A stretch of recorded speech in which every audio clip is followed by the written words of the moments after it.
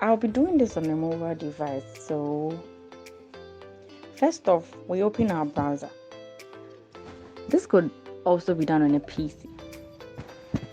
After we launch our browser, we type in youtube.com. You'd come to realize that the interface looks exactly like the mobile version, but that's not what we want to achieve here. So we click on the three dots closer to the tab count section. Scroll down and check the box that says desktop site. This will send you to the desktop site for YouTube. Click on your channel at the top right corner of the page. Select YouTube Studio then. On your left, select Analytics.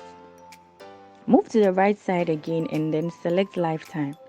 You'd realize that your views and watch hours have been put there beautifully.